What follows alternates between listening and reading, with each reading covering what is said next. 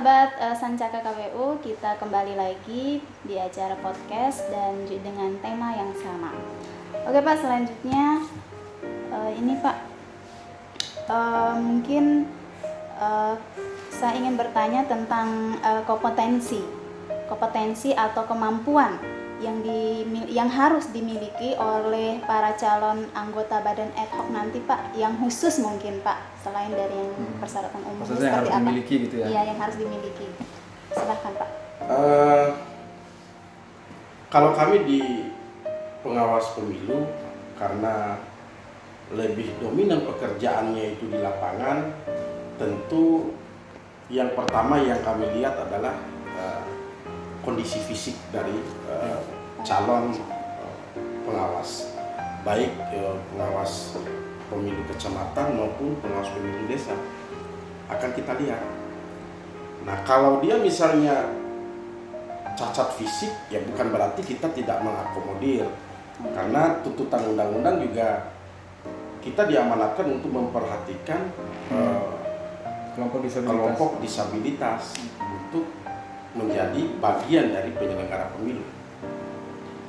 Tapi persentasenya yang kita lihat tetap kita akomodir. Seperti tahun sebelumnya ada kelompok disabilitas yang kami akomodir, seperti di Kecamatan Bolo ada yang kami akomodir dan bisa melaksanakan tugasnya walaupun ya sekemampuannya gitu kan, sesuai dengan kadar kemampuannya.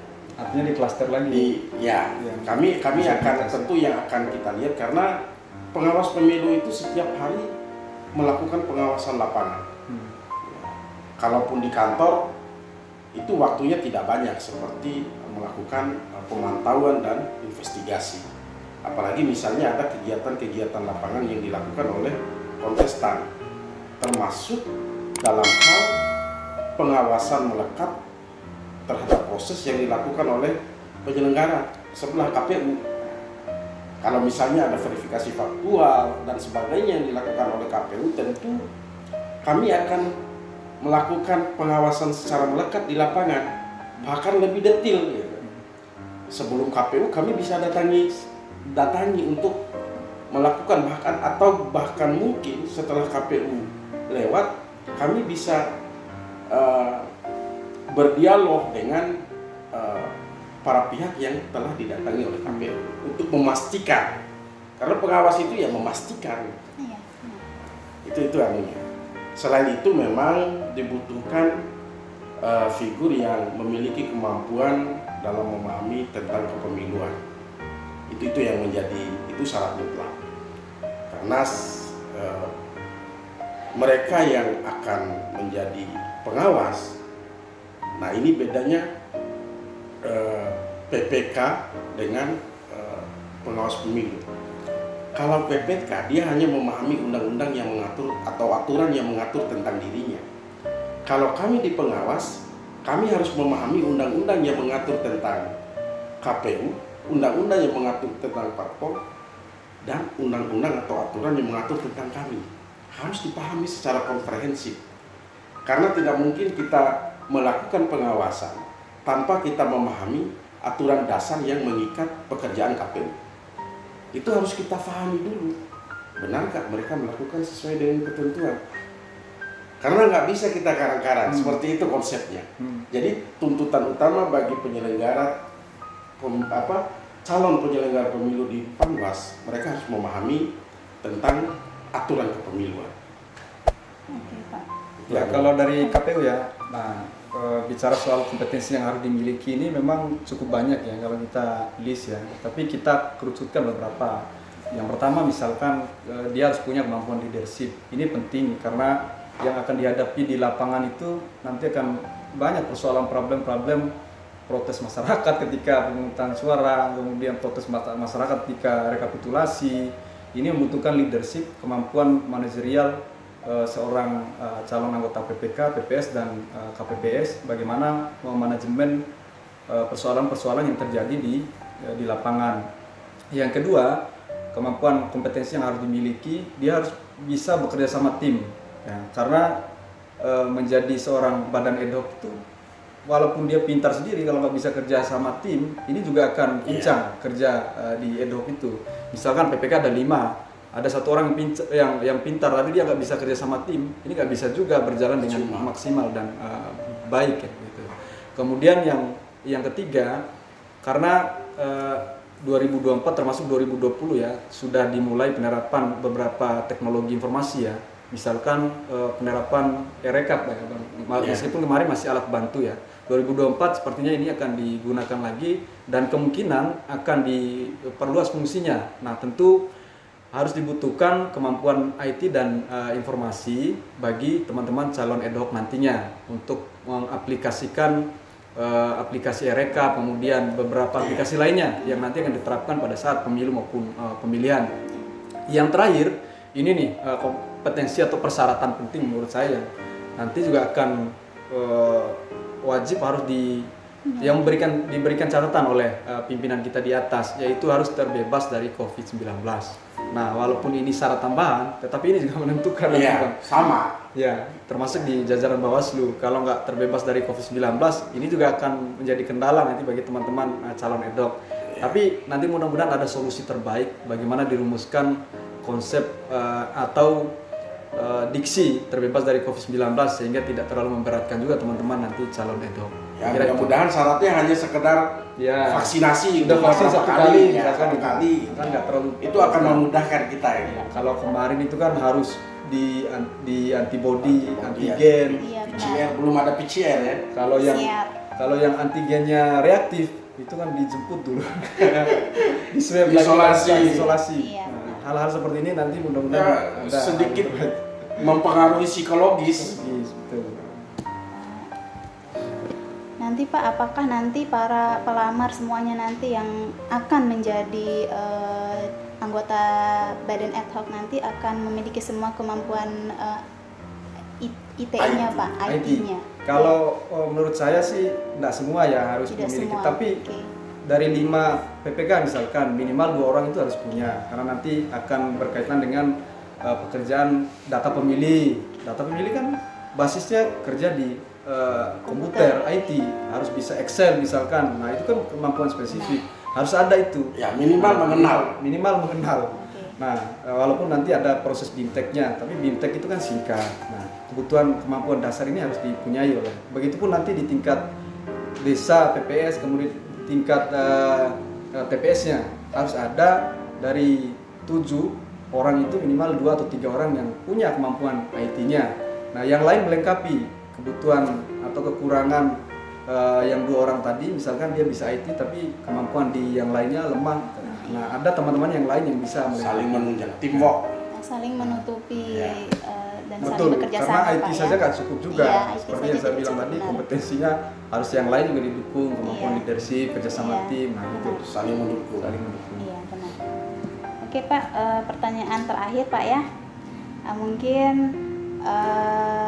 strategi dari Bawaslu sendiri atau KPU-nya juga Pak ya, untuk daerah-daerah terpencil, mungkin seperti kita kenal di sini Kecamatan Tambora Pak, masih ada atau masih banyak daerah-daerah yang terpencil yang mungkin di daerah di sana tidak mendapatkan jaringan maupun sinyal yang baik dan bagus, sehingga nanti mungkin informasi-informasi keterbatasan orang nanti SDM, keterbatasan SDM-nya juga ya kita perhatikan, dan tidak bisa mendapatkan informasi yang jelas tentang rekrutmen ini maupun informasi-informasi yang berkaitan. Iya. Tentu sebelumnya kami sudah lakukan pemetaan terhadap wilayah-wilayah yang berkemungkinan adanya keterbatasan, baik menyoal dukungan teknologi maupun SDM keterbatasannya. Seperti ya saya sebut saja di Tambora. Sejauh ini memang kami belum pernah mengalami kesulitan karena SDM yang kami butuhkan tidak sebanyak teman-teman di KPU.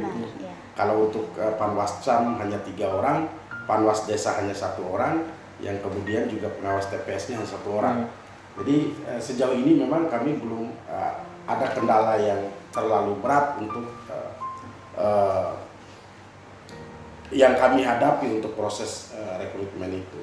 Namun demikian, jauh hari sebelum proses itu, untuk mengantisipasi adanya keterbatasan-keterbatasan itu, kami melakukan sosialisasi melalui media sosial. Karena yang sekarang lebih bermasyarakat, yang lebih menyentuh adalah medsos, ya. Betul. Baik Facebook maupun IG itu. Orang sekarang sudah tidak asing lagi dengan bahkan ibu-ibu rumah tangga itu menjadikan Facebook itu sebagai apa ya? Kebutuhan untuk mencari informasi apapun, itu sudah ada di Facebook. Makanya langkah pertama yang kami lakukan adalah sosialisasi sebelum proses itu dilakukan. Itu yang kami lakukan, dan cara itu sangat efektif sehingga akan ada peminat-peminat yang menghubungi teman-teman di sekretariat untuk menanyakan informasinya. Nah, ketika kita sudah memulai untuk menginformasikan melalui media sosial. Ya, kalau kita bicara soal strategi ya, memang KPU yang kebutuhannya banyak ya. Memang tadi menyambung apa yang disampaikan oleh Bang Joe, sosialisasi juga sangat penting sekali menentukan nanti informasinya tersampaikan atau tidak disampaikan ke masyarakat di pelosok desa terpencil seperti di Kecamatan Tambora. Itu pun sebenarnya nggak cukup. Nah, ini juga bagian dari program kita ya, untuk menyampaikan informasi lebih awal pada teman-teman nanti yang akan ingin mencalonkan diri sebagai ad hoc di jajaran KPU maupun Bawaslu. Kemudian yang kedua, yang kita lakukan selama ini ya, kita koordinasi dengan pihak-pihak terkait ya. Dalam hal ini misalkan di Kecamatan Tambora tentu dengan pemerintah kecamatan maupun pemerintah desanya. Karena biar bagaimanapun pemerintah setempat dia juga mengenal bagaimana topografi wilayah, kemudian sumber daya yang ada di kecamatan maupun desa yang bisa nanti akan direkomendasikan. Nah, sehingga nanti akan menjadi bahan pertimbangan ke kita. Bukan mereka yang langsung mengusulkan pemberian jadi, tidak. Tapi nanti tentu akan kita tracking lagi bagaimana rekam jejaknya, kompetensinya, tetap akan diseleksi. Tapi minimal ada gambaran orang-orang seperti apa yang nanti akan menjadi calon ad hoc di tingkat PPK maupun TPS, serta di tingkat TPS-nya. Yang berikutnya yang sering terkendala memang di TPS-nya, karena kebutuhannya banyak tadi ya, sampai 9 orang kalau ditambah dengan hansip. Nah, di ketentuan sebelumnya di pemilihan 2020 misalkan memang ada kompensasi yang diberikan oleh regulasi ketika sumber daya desa setempat atau TPS setempat sama sekali tidak ada atau minim sama sekali, itu bisa diambil ya, atau bisa direkrut di TPS terdekat. Nah, misalkan TPS 1 nih kurang orang, nah bisa direkrut orang yang tidak jauh dari TPS itu, atau di TPS 2 misalkan. Dalam skup desa itu juga bisa berlaku. Misalkan di desa Labuan Kananga kurang, nah, sementara ada sumber daya di desa Oibura. Nah, kita bisa koordinasi dengan pemerintah desa Oibura atau tokoh masyarakat desa Oibura. Sepanjang itu tidak jauh ya. Sepanjang tidak jauh. Sehingga kenapa tidak jauh? Karena nanti akan berdampak pada mobilitas dan akses dalam hal tugas teknisnya, jangan sampai terganggu juga sih. Kira-kira itu. Untuk sosialnya sendiri Pak, mungkin untuk media sosial mungkin kita tidak meragukan lagi Pak, tapi untuk mungkin bisa kita sosialisasikan dengan melalui tatap muka, artinya kita langsung datang ke daerahnya, mungkin biar lebih efektif dan lebih nyaman, dan Ya, mereka bisa lebih mengerti. Kalau kita ya di KPU memang tidak bisa kita hanya andalkan sosialisasi dalam bentuk digital saja, karena nggak semua wilayah Kabupaten Bima ini terjangkau oleh jaringan informasi yang memadai. Konvensional atau pertemuan tatap muka itu tetap dibutuhkan. Nah, karena nggak semua orang-orang di desa juga menggunakan smartphone atau Android, sehingga dua metode sosialisasi ini harus tetap ada dan dikombinasikan seefektif mungkin. Nah, yang misalkan kurang jangkauan jaringan informasi, maka itu ditutupi nanti dengan pertemuan tatap mukanya untuk dilakukan secara intens lah. Oke Pak. Oke, kita rehat sejenak Pak. Oke, baik, kita sambung lagi. Baik Pak, terima kasih untuk pemaparan dan penjelasannya. Mungkin ada dari Bapak, mungkin ada closing statement untuk podcast kita kali ini kepada para sahabat. Baik, terima kasih Bu Yanti. yang pada kesempatan kali ini dipilih sebagai host di podcast Sancaka Demokrasi. Kabupaten Bima. Oh, Sancaka Demokrasi ya. Betul. Sancaka Demokrasi KPU Kabupaten Bima. Sebagai closing statement tentu kami berharap agar masyarakat yang berminat untuk menjadi penyelenggara pemilu kiranya dapat mempersiapkan diri dari sekarang. Itu yang pertama, karena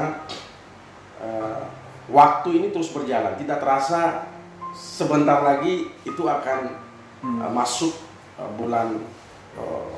bulan-bulan yang krusial bagi kita di penyelenggara pemilu untuk melaksanakan tahapan.